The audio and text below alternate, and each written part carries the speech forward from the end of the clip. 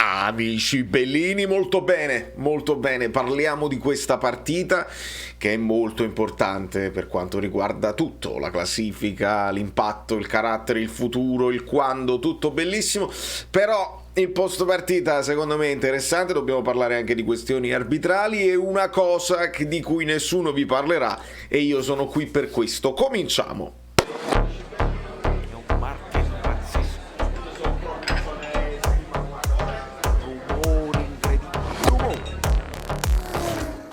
Allora, amici bellini, io spero veramente di non dimenticare niente, ho tutti gli appunti e le cose belline ed è importante per me veramente potervi dare, perché poi di calcio parlano milioni di persone, io spero sempre di dirvi una cosa anche insignificante che però non vi ha detto nessuno, così dice, però questa cosa non l'avevo notata. Ma con calma, sempre le cose importanti. Italia Joe che abbiamo già benvenutato durante la live di ieri sera, sempre molto interessante. Lasciate dei like per Tudor. Ogni like è una tiratina di orecchie per Tudor, perché oltre alle parole di Spalletti parliamo anche delle parole di Tudor che non mi sono piaciute, perché poi vogliamo parlare dell'arbitraggio. Io leggo, sento a Osam che praticamente il Napoli è stato aiutato e non può esistere, perché se non lo dice Spalletti almeno lo diciamo noi e ci togliamo la soddisfazione di metterlo agli atti, perché poi io mi dimentico le cose, invece è agli atti. Andiamo un attimo con calma. La prima cosa che vi voglio far sentire, visto che è stato intervistato anche Osimhen, è questa cosa qui, che secondo me sentite bene, sentite insieme. Can you take photo? We saw your celebration. Yeah. We saw your celebration after the second goal. Yeah, Koulibaly gave me the camera to take a picture of the fans. They have been amazing from the blast of the whistle to the very end, and I think they deserve to get a shot. Sì, Koulibaly mi ha dato la fotocamera per fare delle foto e ho fatto la foto ai tifosi oggi perché sono stati eccezionali anche oggi e non era scontato dopo la sconfitta di settimana scorsa. Grazie Thank you mille. very much. No, assolutamente no. Questo finale nella traduzione, no? E non era scontato rispetto alla sconfitta della settimana scorsa. Te la sei inventata tu. Non tutti hanno la capacità di capire al volo l'inglese di Osimhen, che già è un inglese particolare, che ha un sacco di influenze e di inflessioni strane. Né la smettiamo di inventarci le cose, visto che facciamo cronache e siamo dei giornalisti. Non io, siete d'accordo, no? Siamo d'accordo. Signore, non so nemmeno, non ci sta. Lui dice semplicemente Koulibaly, a parte la domanda posta male, can you take a photo? È come se glielo stai chiedendo un'altra volta. Puoi fare una fotografia. In realtà are you able to take pictures just like you? Ma lasciamo perdere, perché poi andiamo nei sofismi eccetera eccetera. Gliela pone male e giustamente Osimhen non capisce, dice what? Gliela ripete, lui intuisce la cosa e Osimhen semplicemente risponde sì, Koulibaly mi ha dato la camera, ho voluto fare la fotografia e loro lo cioè lo meritavano, perché sono stati straordinari dall'inizio, dal fischio d'inizio fino alla fine. Dove sta questa parte in cui lui dice non era facile rispetto alla sconfitta della settimana scorsa? Dove sta? Dove lo hai letto? Te lo sei inventato tu, perché non sai. Questa è una piccola cosa. Sono sofismi, sono sottigliezze, così. Fa parte della narrativa. E poi la narrativa cambia tutta la percezione del calcio. Andiamo con ordine. Allora, Spalletti, Tudor e VAR, ma arbitraggio, eccetera, eccetera. Tutto quello che volete voi, perché questa è anche la giornata di Torino-Inter. Ieri passa alla storia, non può passare alla storia per il doppio giallo a Ceccarini, e vi farò vedere anche una diapositiva del doppio giallo a Ceccarini, perché c'è una cosa di cui non si è parlato, due cose di cui non si è parlato che avete sentito solamente qua. Però per ordine, perché poi quel rigore all'Inter sposta punti, importa l'Inter sa un punto, vabbè. Andiamo veloce su Spalletti, perché ci ha detto cose che già sapevamo, abbiamo dimostrato più attenzione, più continuità, dobbiamo fare tutte così, le prossime saranno tutte battaglie, va bene.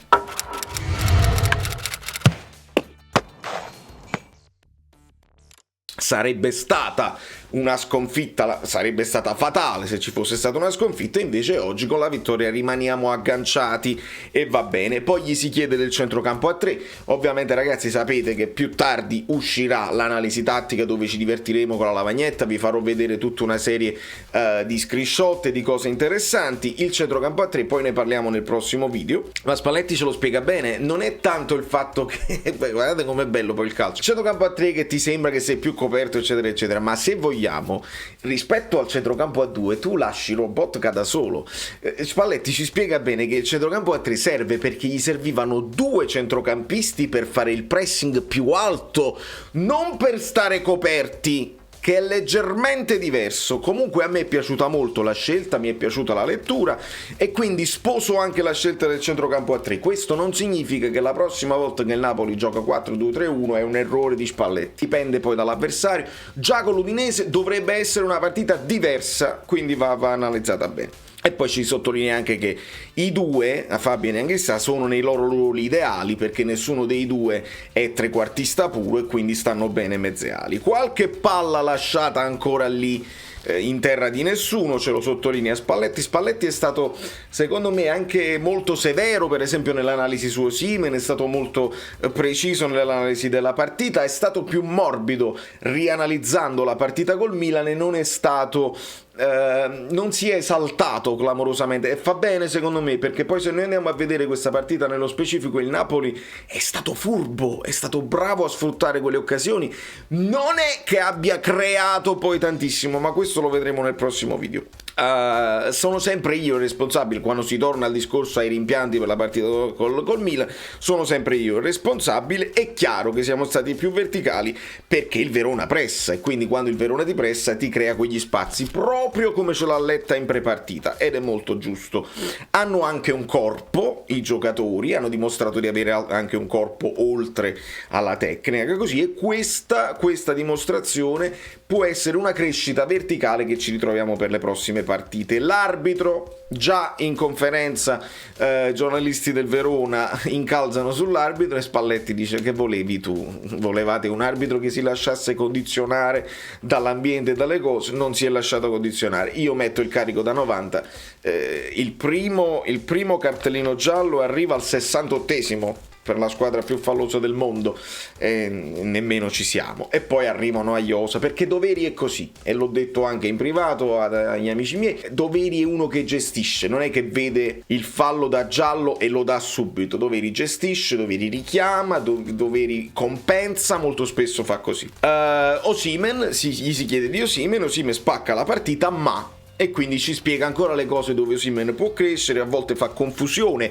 Maremma impestata, quando la palla è facile da controllare non la devi per forza spizzare subito di testa, la puoi controllare, ma è un top che può diventare toppissimo, gli devi dire di rientrare, se no ti resta per tre azioni in fuorigioco, e quindi sono le cose che sappiamo, su cui Osimhen deve lavorare. K2 e Rachmani hanno mantenuto la squadra corta, ricordiamo i fuorigioco che abbiamo fatto molto bene nel primo tempo, perché se tu vai a questa è proprio la logica del piano gara, se tu mandi Fabian e Anghissà a pressare alti e anche Lobotka che accompagnava, se la difesa non accompagna anch'essa, si crea quello spazio dove si inserisce Caprari molto spesso e Simeone va, quindi l'abbiamo studiata proprio bene ragazzi. E poi trova anche lo spazio per dire: il Verona non è solo battaglia, il Verona è anche proposizione, tanto gioco, è il tridente più importante a livello di doppia cifra in Europa, come il Liverpool eccetera eccetera. Stadio pieno, cori belli e anche cori brutti.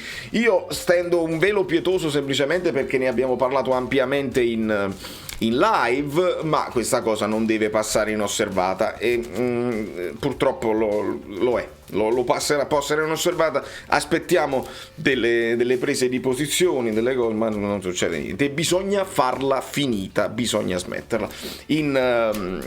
Prima della conferenza, nell'intervista con DAZN, gli si chiede anche di Zielinski. Spalletti di Zielinski: se non fa una partita non succede niente. Molto bene, hanno giocato gli altri tre. Zielinski da domani si ricomincia ad allenare come deve fare e può riprendere anche il posto. Se poi andiamo a vedere le parole di Tudor, prima di tutto si lamenta delle assenze. Tudor, cioè, sei mai stato nei nostri panni? Hai mai camminato un paio di miglia nelle nostre scarpe? Si direbbe in America, devi stare al completo. E poi senza il secondo giallo la stavamo recuperando, il che può essere anche vero, ma può essere anche non vero. E poi il secondo giallo è netto e tranquillo. Se ascoltate Marelli ti dirà di no, non dobbiamo essere per forza d'accordo, ma io ci metto il carico da 90. Eccolo qua. Perché? Guardate bene mentre ascoltate la mia voce. Questo è il momento dove il Napoli segna il 2-0. Guardate Ceccherini che cosa fa. Preso da un momento di frustrazione esagerato, qui a palla ferma scaglia il pallone verso le tribune, e che è una cosa che da regolamento non si può fare. E se aveste ascoltato la telecronaca, guardiamoci nella telecronaca inglese, perché ho rivisto gli highlights, gli extended highlights in inglese, cosa dice il telecronista? Dice qua lui ha rischiato il secondo giallo.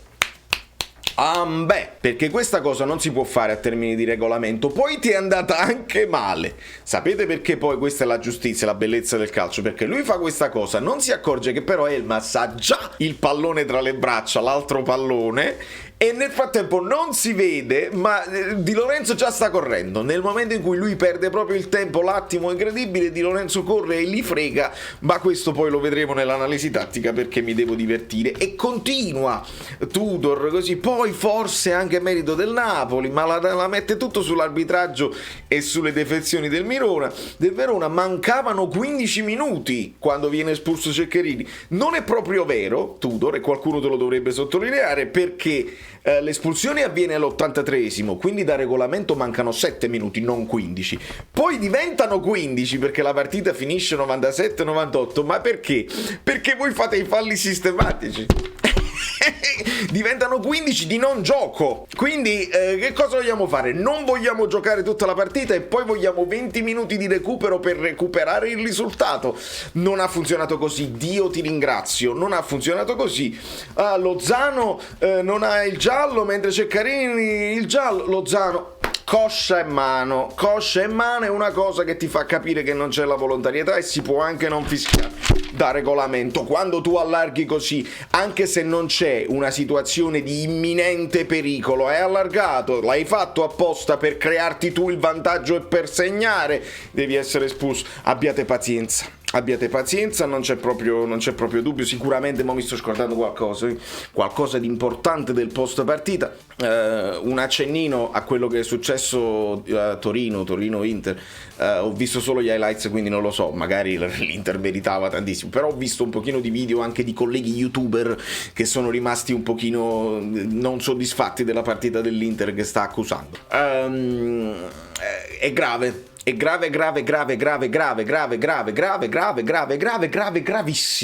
gravissimo, perché io voglio metterla giù proprio facile. Questo fallo è più fallo di Ronaldo il fenomeno contro Giuliano, è più fallo di Tomori Osimhen, è più fallo di Bennacer, ma perché vi dico quelli là recenti, perché vi dico ce ne sono tantissimi di esempi. Questo fallo non può essere in discussione, tanto è vero che addirittura Marelli, che non è mai, capito, sempre i rigolini eccetera eccetera, guardate come la mette giù, ed è anche particolare, vi leggo proprio la cosa.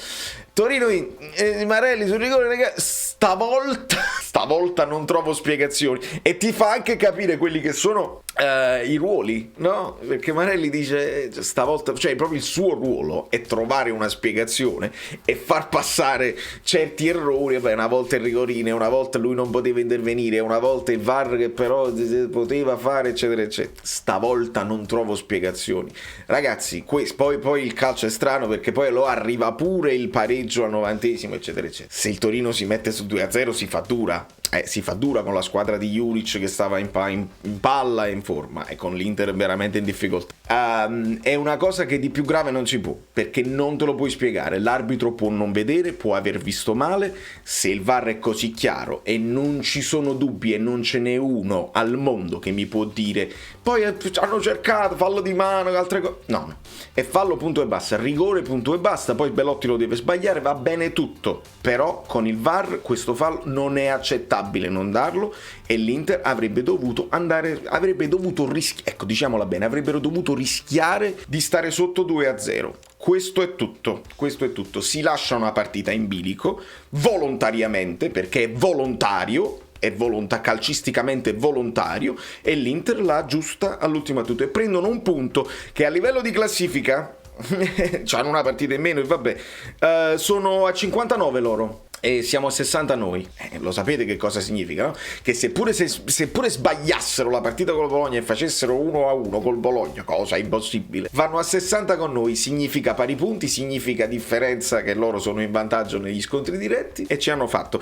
E vi dico la verità, anche la Juventus potrebbe protestare per una volta, no? Sono loro anche danneggiati, perché la Juventus è a 56, adesso c'è lo scontro diretto, potevano superarli con lo scontro diretto e invece si affianca. Ragazzi, è una cosa di un clamoroso senza precedenti nella storia del VAR. Noi possiamo tenere gli occhi aperti quando vogliamo, ma che cosa cambia? Fanno cambiare il risultato della partita? No, il calcio è esercizio del potere. Qualcosa mi sono sicuramente dimenticato, ma questo è YouTube. Tra poco ci sarà l'analisi tattica. Mamma mia, 16 minuti. Vi bacio, vi abbraccio, Valerio Fluido da New York, le cose belline tutte le fate insieme, poi ci vediamo con K, perché comunque c'è il che fare, ma bene, ma male, malissimo, però anche bene, però male. Ciao, sono Saveria Solida. Se arriviamo a 15.000 iscritti su YouTube è una cosa di cortesia, ma secondo me dovreste seguirlo anche su Instagram, @ValerioFluido. Fa tutte queste cose cretine. Sei iscritto pure a TikTok. Quindi dai, basta, sei cringe. Quante cose.